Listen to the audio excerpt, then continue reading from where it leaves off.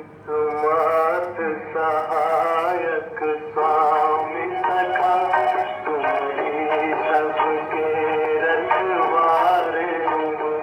जिसका कोई आधार नहीं, उसके तुम एक सहारे हो। सुमत सहायक स्वामी सखा, तुम ही सबके रखवारे हो।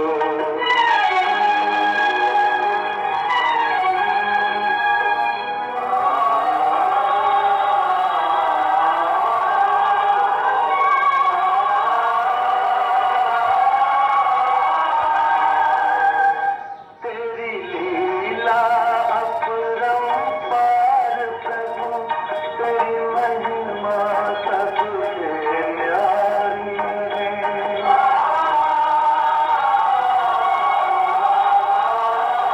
जब जब धरती पर पाप भरा, तूने हीर खुदा ठारी है। इस जीवन के अंधियारे में बस एक तू ही उजियारे हो।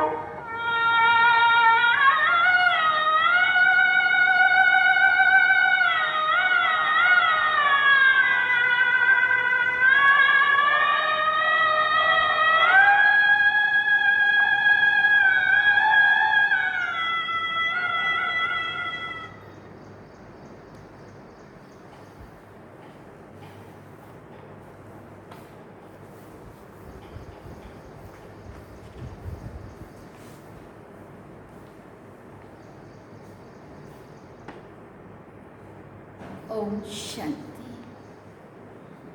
बाबा गुड मॉर्निंग।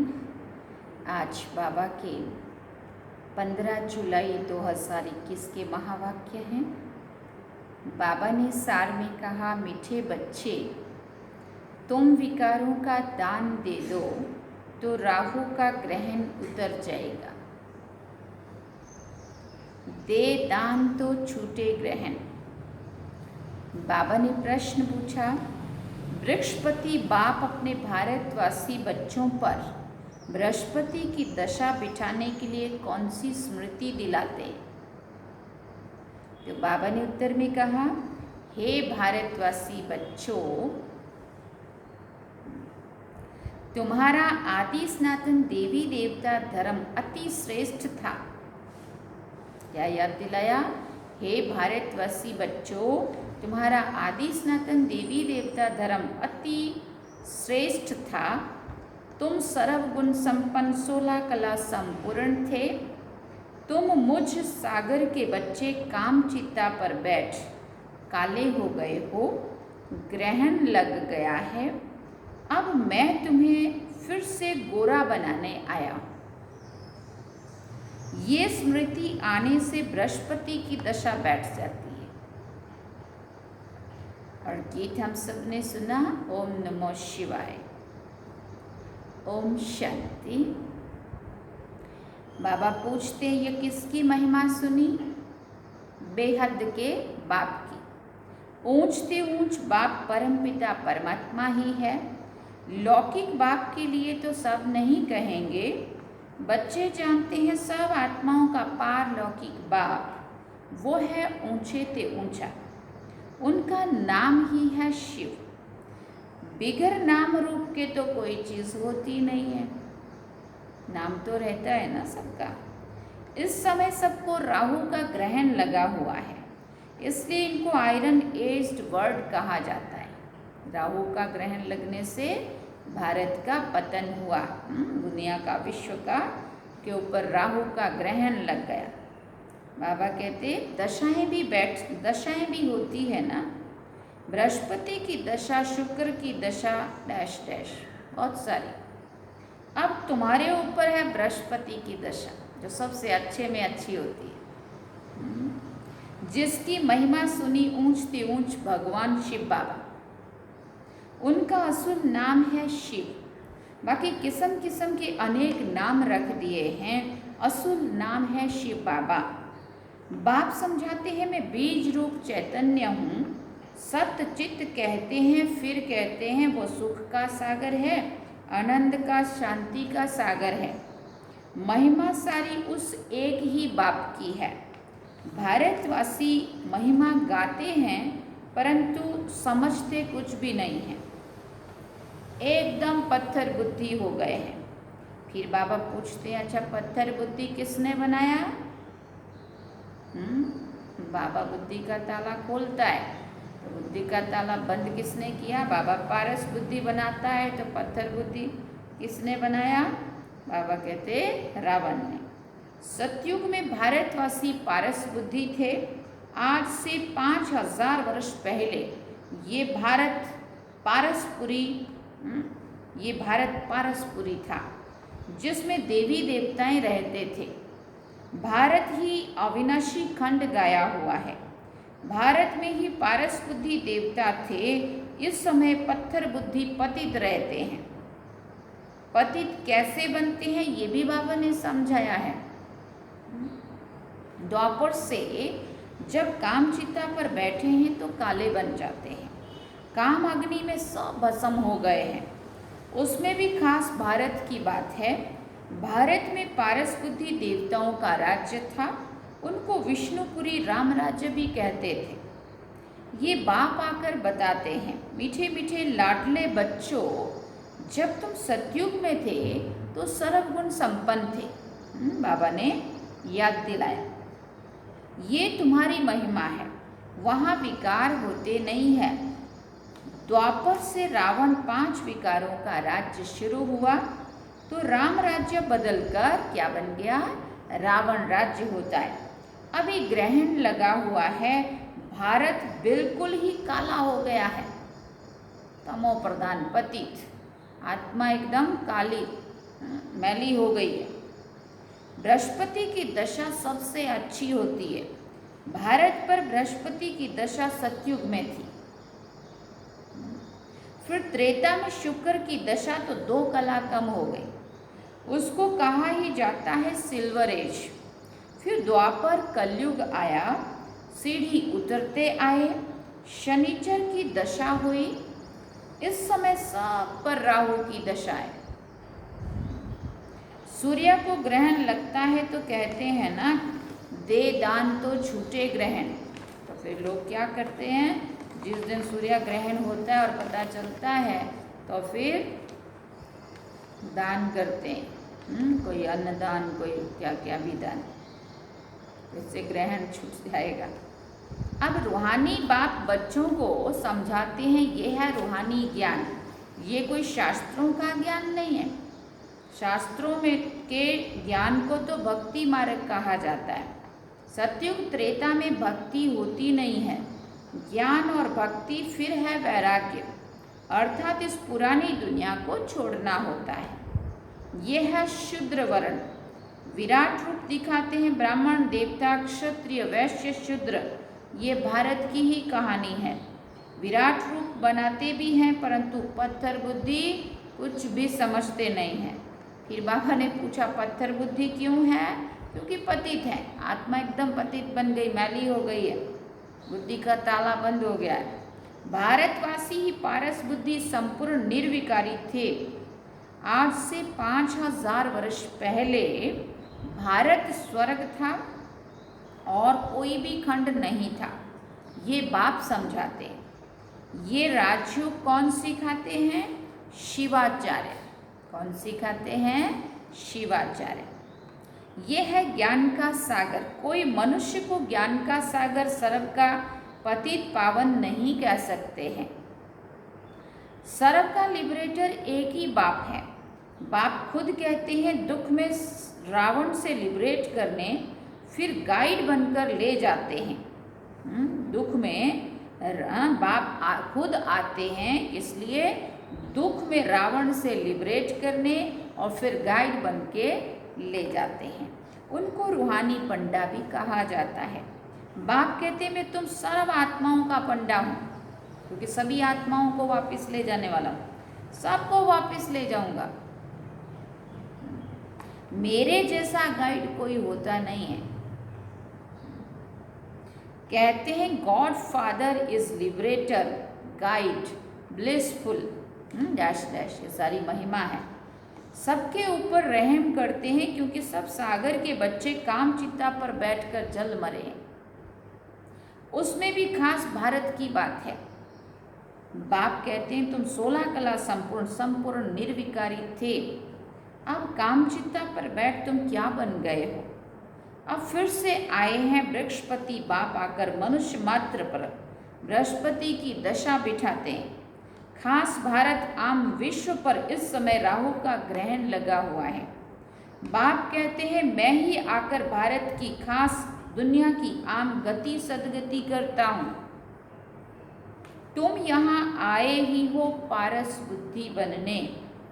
मोस्ट विलव्ड बाप हुआ, सब आशिकों का माशुक एक ही है। सब नेशन में लिंग जरूर बनाते हैं क्योंकि सबका बाप है ना। तो शिव के मंदिर भारत में बहुत हैं, जिसको शिवालय कहते हैं रहने का स्थान। सतयुग में है देवी देवता धर्म के मनुष्य, परंतु वो धर्म कब था, उन्हों का राज्य कब था, ये कुछ भी पता नहीं है। सतयुग की आयु लंबी लिख दी है, तो बाप बैठ समझाते हैं तुम्हारे ऊपर अब बृहस्पति की दशा बैठ रही है, वो भी 21 जन्मों के लिए। खुशी की बात है ना। बृहस्पति है ज्ञान का सागर पतित पावन, जिसको सभी पुकारते हैं। तो माता पिता हम बालक तेरे सब उनकी महिमा करते हैं। बरोबर सतयुग त्रेता में सुख गनेरे थे, जबकि बाप हेवनली गॉड फादर है, स्वर्ग का रचयिता है, तो जरूर हम भी स्वर्ग में होने चाहिए। बाप समझाते तुम सब स्वर्गवासी थे, अब नरकवासी बन गए हो। भारत का ही आदि सनातन देवी देवता धर्म है। जैसे क्रिश्चियन धर्म के हैं, वो क्रिश्चियन धर्म के ही चले आते हैं। बाप कहते हैं तुम देवी देवता धर्म वाले अपने धर्म को क्यों भूल गए हो। बाकी देखो सभी धर्म वाले अपने अपने धर्म पिता को भी कोई नहीं भूलता और धर्मशास्त्र को भी कोई नहीं भूलता। एक ही धर्मशास्त्र, बहुत सारे उससे आगे नहीं बनते।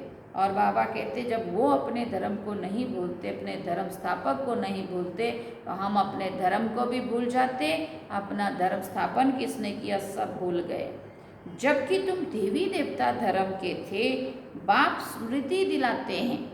अब सब कुछ भूल गए, तभी बाबा क्या स्मृति दिलाते हैं, बच्चे तुम्हारा सबसे श्रेष्ठ धर्म और कर्म था, अभी तुम नीच पापी कंगाल बन गए हो।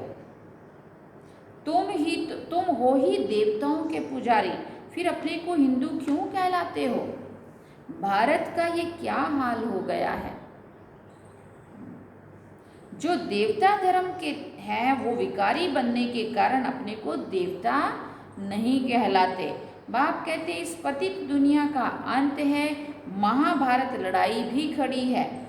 भगवान उवाच हम तुमको सतयुग के लिए राजयुग सिखाता हूँ।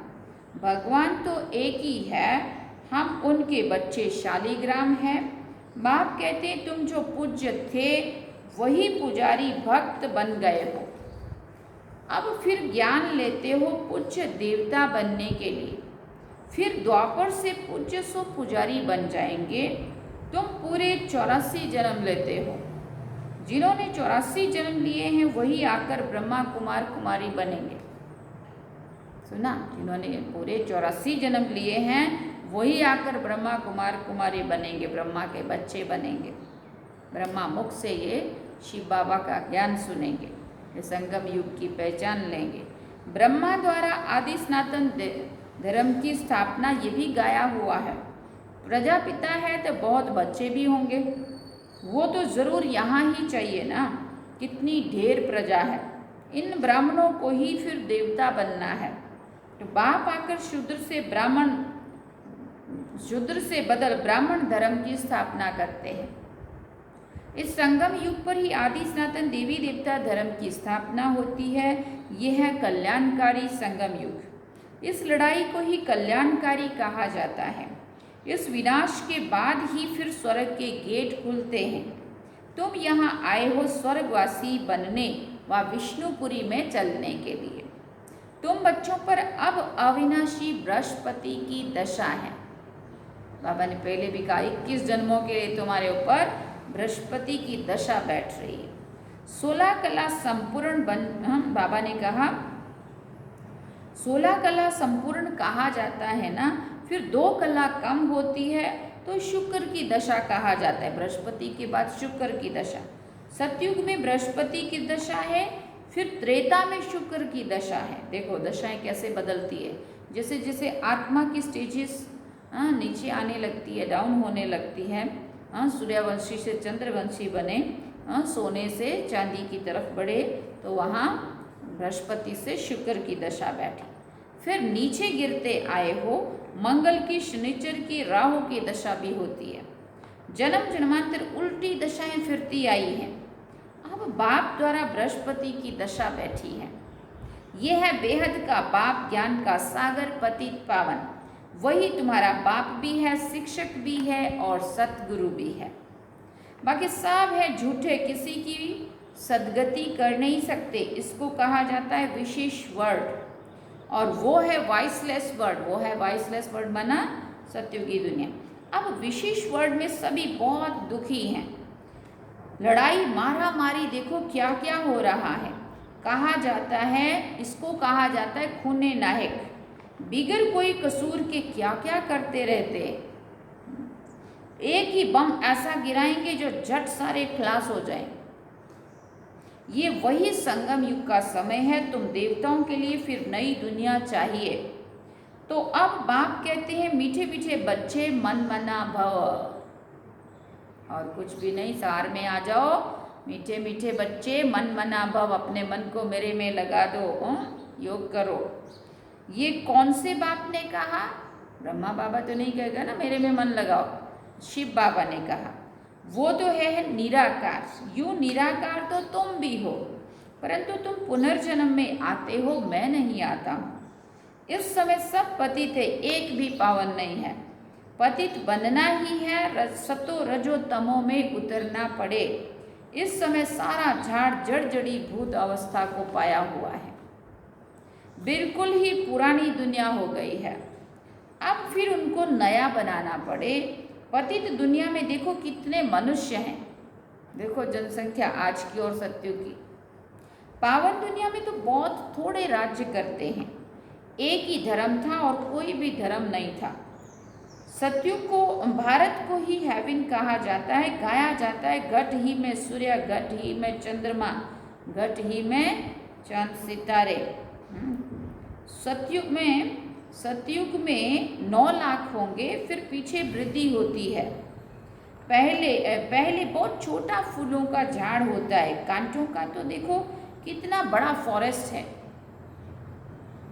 देखो अभी वैसे भी आप देखेंगे जंगल कितना लंबा चौड़ा होता है और बगीचा कितना छोटा सा होता है, क्योंकि बगीचा बनाने में मेहनत लगती है ना। और फॉरेस्ट तो अपने आप उग रहा होता है। दिल्ली में मुगल गार्डन देखो कितना अच्छा है, उससे बड़ा कोई गार्डन नहीं है।